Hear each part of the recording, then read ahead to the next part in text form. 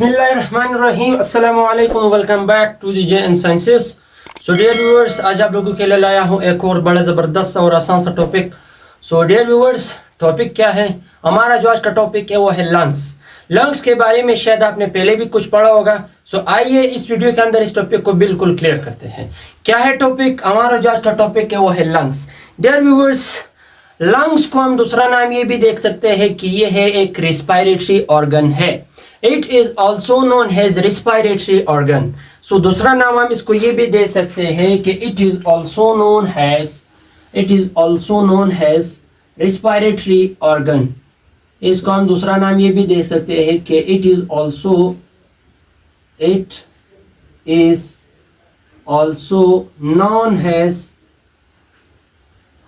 Also known as respiratory organ. इसको हम दूसरा नाम क्या भी दे सकते हैं? इसका हम रेस्पिरेटरी ऑर्गन का नाम भी दे सकते हैं। डियर व्यूअर्स, लंग्स को हम बेसिकली दूसरा नाम रेस्पिरेटरी ऑर्गन भी दे सकते हैं। रेस्पिरेटरी ऑर्गन भी इसको नाम दे सकते हैं। डियर व्यूअर्स, ये तो होगा इसका दूसरा नाम। अब डियर व्यूअर्स, लंग्स को किस तरह डिफाइन करते हैं?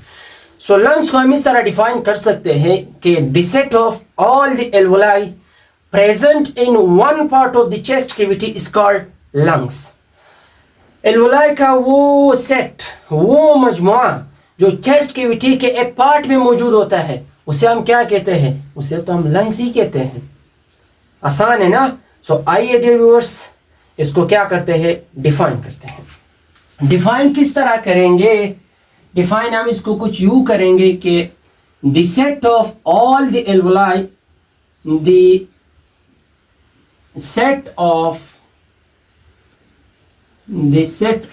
all the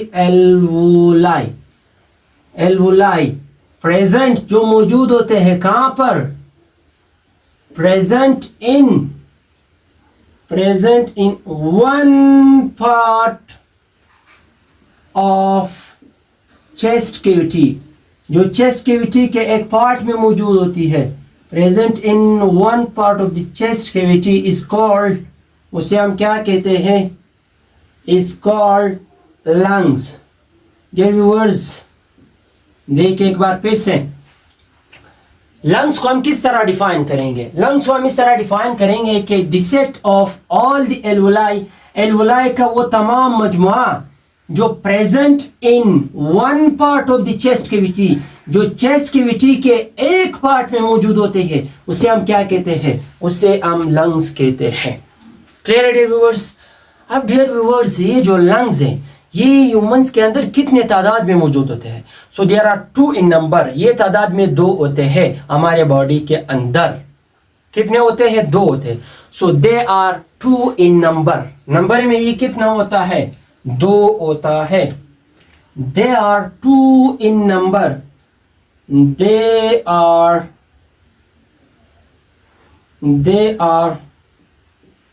2 तादाद में कितना होता है? 2 इन नंबर। तादाद में ये 2 होते हैं। तादाद में कितने होते हैं? 2 होते हैं।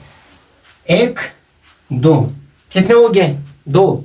तो लंग्स कितने तादाद में हमारे बॉडी के अंदर प्रेजेंट होते हैं? 2। So they are 2 in number. Clear dear viewers? अब उसके बाद लंग्स की हमने बात की थी कि ये चेस्ट कैविटी के एक पार्ट के अंदर मौजूद होते हैं। उस पार्ट को क्या नाम देते हैं? उस पार्ट को हम थोरैसिक कैविटी कहते हैं। थोरैसिक कैविटी कहते हैं। So lungs present in thoracic cavity. Clear dear viewers? So हम इस तरह लिख सकते हैं कि प्रेजेंट इन कहां पर मौजूद होते हैं? प्रेजेंट इन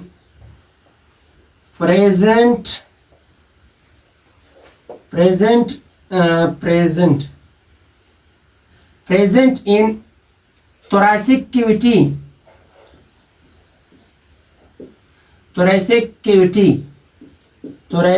cavity। डियर व्यूअर्स, हमने यहाँ पर बात की थी कि लंग्स जो है ना वो चेस्ट कैविटी के अंदर प्रेजेंट होते हैं। चेस्ट कैविटी के एक पार्ट के अंदर मौजूद होते हैं। उस पार्ट को क्या कहते हैं? उस पार्ट को thoracic कैविटी कहते हैं। So they are present in thoracic cavity. Clear है डियर व्यूअर्स? अब हमने बात की थी कि लंग्स जो है ना वो हमारे पास तादाद में कितने होते हैं, 2 होते हैं। एक होता है राइट लंग और एक होता है लेफ्ट लंग। डियर व्यूअर्स, ये जो आप लोगों को नजर आ रहा है इसको कहते हैं राइट लंग, इसको कहते हैं राइट लंग्स और इसको कहते हैं लेफ्ट लंग्स। क्लियर है डियर व्यूअर्स? अब आइए राइट लंग्स और लेफ्ट लंग्स के दरमियान क्या पढ़ते हैं, डिफरेंस पढ़ते हैं। What is the difference between the right lungs and left lung? आइए डियर व्यूअर्स डिफाइन करते हैं। सो ये हम लिख सकते हैं कि यहां पर हम लिखेंगे right lung, right lung, right lung, और या दूसरे साइड पर हम क्या लिखेंगे, लेफ्ट लंग को लिखेंगे। यहां पर हम क्या लिखेंगे, left lung, left lung. Dear viewers, यहां पर आप देख सकते हैं कि हम क्या पढ़ेंगे, इन दोनों के दरमियान डिफरेंस पढ़ेंगे। What is the difference between the right lung and left lung? जो पहला डिफरेंस है वो ये है कि ये जो राइट लंग है ये वॉल्यूम में लार्ज होती है, मगर लेफ्ट लंग जो है ना वो वॉल्यूम में स्मॉल होती है। फिर से सुने, राइट लंग जो है ना वो वॉल्यूम में लार्ज होती है, लेफ्ट लंग जो है ना वो वॉल्यूम में क्या होती है, स्मॉल होती है। सो पहला पॉइंट हम ये लिख सकते हैं कि ये जो राइट लंग है ये वॉल्यूम में क्या होती है, बड़ी होती है। सो हम लिख सकते हैं कि large in what, in volume. Volume में ये क्या होती है, लार्ज होती है। वॉल्यूम में क्या होती है, लार्ज होती है। मगर ये जो लेफ्ट लंग है ये वॉल्यूम में क्या होती है, स्मॉल होती है। सो उसके लिए हम लिख सकते हैं कि स्मॉल इन वॉल्यूम। वॉल्यूम में ये क्या होती है, स्मॉल होती है। मगर ये क्या थी, ये थी लार्ज, मगर ये जो थी ये है small. Right lung large in volume, left lung small in volume. This is the first difference between the right lung and left lung. Clear dear viewers? अब आइए और दूसरा डिफरेंस पढ़ते हैं। Dear viewers, हमने बात की है कि वॉल्यूम में जो राइट लंग है ये क्या होती है, ये बड़ी होती है। मगर लेंथ में राइट लंग जो है ना वो क्या होती है, वो छोटी होती है। मगर लेफ्ट लंग जो है ना वो लेंथ में क्या होती है, वो बड़ी होती है। ये बात सुन लें, राइट लंग वॉल्यूम में बड़ी होती है मगर लेंथ में छोटी होती है। लेफ्ट लंग वॉल्यूम में छोटी होती है मगर लेंथ में क्या होती है, बड़ी होती है। सो इसके लिए हम दूसरा पॉइंट ये लिख सकते हैं कि लेंथ में जो राइट लंग है वो क्या होती है, वो होती है small. So small in length, small in length. Length में क्या होती है, स्मॉल होती है। कौन सा लंग, राइट लंग। मगर वॉल्यूम में क्या होती है, लार्ज होती है। उसके बाद लेफ्ट लंग के लिए हम क्या लिख सकते हैं कि लार्ज इन लेंथ मगर स्मॉल इन वॉल्यूम। ये हो गया दूसरा डिफरेंस। सो इसके लिए हम क्या लिखेंगे, लार्ज इन लेंथ। लेंथ में क्या होती है, लार्ज होती है मगर वॉल्यूम में क्या होती है, स्मॉल होती है। क्लियर है dear viewers? This is the second difference between the right lung and left lung. अब dear viewers, ये जो right lung है इसके अंदर 3 lobes प्रेजेंट होती है मगर लेफ्ट लंग के अंदर 2 lobes प्रेजेंट होती है। राइट लंग के अंदर 3 lobes प्रेजेंट होते हैं, लेफ्ट लंग्स के अंदर 2 lobes प्रेजेंट होता है। सो आइए जो तीसरा डिफरेंस है वो ये कि in right lung there are 3 lobes are present. So they contain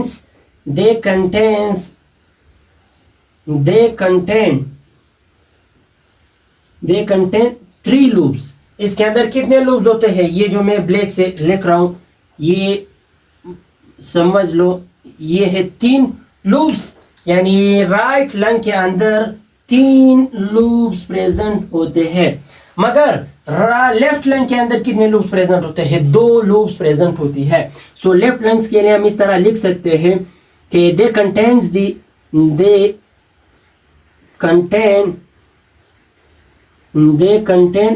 2 lubes. इसके अंदर कितने लूब्स होते हैं, 2 लूब्स प्रेजेंट होते हैं। 2 lobes, they are they contains the two loops. Clear it viewers? देखिए ये जो डिफरेंस एक बार फिर से सुन ले। राइट लंग जो है ना वो वॉल्यूम में बड़ी होती है मगर लेंथ में छोटी होती है। लेफ्ट लंग वॉल्यूम में क्या होती है, स्मॉल होती है, मगर लेंथ में क्या होती है, लार्ज होती है। तीसरा, राइट लंग के अंदर 3 लूप्स प्रेजेंट होते हैं मगर लेफ्ट लंग के अंदर 2 लूप्स प्रेजेंट होते हैं। Clear dear viewers?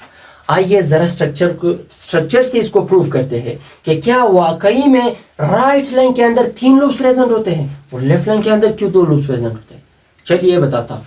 Dear viewers, basically ये जो मैंने स्ट्रक्चर बनाया हुआ है ये लंग्स का है। हमने पढ़ा था कि लंग्स जो है ना वो तादाद में कितनी होती है, 2 होती है। This is the right lung, this is the left lung. अब ये जो पाइप नुमा जो स्ट्रक्चर नजर आ रहा है इसको कहते हैं ट्रेकिया। सो ये हमेशा ट्रेकिया के बिल्कुल नीचे ही प्रेजेंट होता है। सो ये हो गया राइट लंग और ये हो गया लेफ्ट लंग। सो ये तो हो गया इसकी तादाद। अब उसके बाद हमने वहां पर बात की थी कि इसके अंदर 3 लूप्स होते हैं और लेफ्ट के अंदर 2 लूप्स होते हैं। सो ये देखें, ये जो ऊपर वाला पार्ट है राइट लंग का इसको कहते हैं superior lube of right lungs. उसके बाद ये जो एरिया नजर आ रहा है इसको कहते हैं middle lube of right lung और ये जो लास्ट वाला पार्ट नजर आ रहा है इसको कहते हैं inferior lube of right lung. कितने लूब्स हो गए? 3। Superior lube of right lung, middle lube of right lung, inferior lube of right lung. Clear viewers? अब उसके बाद किडनी के ऊपर एक मसल्स का एक क्या होता है, एक कवर होता है। ये जो रेड नजर आ रहा है, ये जो मसल्स का क्या नजर आ रहा है, ये एक शीट नजर आ रहा है। यहाँ पर आप देख सकते हैं ये क्या है, ये मसल्स का एक शीट है। अब इस शीट को क्या कहते हैं? ये जो शीट नजर आ रहा है किस चीज का, मसल्स का। यहाँ पर ये आप देख सकते हैं ये जो शीट नजर आ रहा है इसको कहते हैं इंटरकोस्टल मसल्स। ये जो मसल्स का जो शीट है इसको कहते हैं intercostal muscle. Intercostal muscle MCQs के हवाले से बड़ा इंपॉर्टेंट पॉइंट। अगर उसने पूछा कि लंग्स के ऊपर एक मसल्स का एक शीट, एक कवर होता है, उस कवर को क्या कहते हैं? तो आपने क्या बताना है? उसको कहते हैं इंटरकोस्टल मसल्स। ये एक एमसीक्यूज के लिए एक इंपॉर्टेंट, वेरी इंपॉर्टेंट एमसीक्यूज है। क्या है ये? बहुत ज्यादा इंपॉर्टेंट एमसीक्यूज है। एमसीक्यूज के हवाले से ये बड़ा इंपॉर्टेंट है। एमसीक्यूज के हवाले से ये बड़ा इंपॉर्टेंट क्वेश्चन है। डियर व्यूअर्स, ये तो राइट किडनी का काम हो गया। अब लेफ्ट की तरफ चलते हैं। ये जो ऊपर वाला पार्ट नजर आ रहा है, ये जो लेफ्ट किडनी का जो ऊपर वाला पार्ट इसको कहते हैं superior lube of left lung. उसके अलावा ये जहां पर ट्रेकिया बिल्कुल लंग्स के साथ अटैच है इस जगह को इसको कहते हैं राइट मेन। उसके अलावा ये जो शाखे निकले हुए हैं इस पार्ट को कहते हैं lobar secondary bronchus. Lobar secondary bronchus. उससे फिर नीचे वाले पार्ट को क्या कहते हैं? Segmental tertiary bronchus. ये हो गया लोबर सेकेंडरी ब्रोंकस, ये हो गया सेगमेंटल टर्शरी ब्रोंकस। उसके नीचे वाला ये वाला जो पार्ट है, ये वाला जो एरिया नजर आ रहा है इसको कहते हैं inferior lube of right lung. Clear है डियर व्यूअर्स? अब डियर व्यूअर्स, लंग्स के नीचे एक मस्कुलर शीट होता है, उसको क्या कहते हैं? उसको कहते हैं डायफ्राम। वो शीट, वो मस्कुलर शीट जो क्या करे, जो सेपरेट करे एब्डोमिनल कैविटी को और चेस्ट कैविटी को, this is called diaphragm. Diaphragm जो है ना ये मसल्स का एक शीट होती है जो एब्डोमिनल कैविटी और चेस्ट कैविटी को क्या करती है? सेपरेट करती है। अब आप पूछोगे कि एब्डोमिनल कैविटी कहां पर होती है और चेस्ट कैविटी कहां पर प्रेजेंट होती है? डियर व्यूअर्स, इस एरिया से जो नीचे वाला पार्ट है ये क्या कहलाता है? ये कहलाता है एब्डोमिनल कैविटी। ये जो ऊपर वाला पार्ट है ये क्या कहलाता है? ये कहलाता है चेस्ट कैविटी। सो डायफ्राम इन दोनों के दरमियान प्रेजेंट होती है जो एब्डोमिनल कैविटी और चेस्ट कैविटी को एक दूसरे से क्या करती है? सेपरेट रखती है। This is called diaphragm. उसे हम क्या कहते हैं? डायफ्राम ही तो कहते हैं। सो किस तरह डिफाइन करेंगे? द मस्कुलर शीट, मसल्स का वो sheet which separate the chest cavity, जो सेपरेट करे किस चीज को? चेस्ट कैविटी को। जो सेपरेट करे किस चीज को? चेस्ट कैविटी को एंड एब्डोमिनल कैविटी, और एब्डोमिनल कैविटी को मसल्स की उस शीट को हम क्या कहते हैं? डायफ्राम कहते हैं। So dear viewers, I hope कि आप लोगों को आज का लेक्चर समझ आया होगा। बड़ा आसान सा, वेरी वेरी सिंपल बहुत ही आसान सा टॉपिक था। सो आई होप कि आप लोगों को समझ आया होगा। सो आखिर में आप सबसे एक रिक्वेस्ट है कि प्लीज़ मुझे आपकी सपोर्ट की ज़रूरत है। सो मेरे इस यूट्यूब चैनल को सब्सक्राइब कीजिए और बेल आइकन को दबाना ना भूलिए, ताकि हर आने वाली लेक्चर वीडियो का जो नोटिफिकेशन है वो आपको मिलते रहे। आखिर में आप सबका बहुत बहुत शुक्रिया। सो अभी के लिए अल्लाह हाफिज़, इंशाल्लाह नेक्स्ट वीडियो का अंदर मिलेंगे। अल्लाह हाफिज़, शुक्रिया।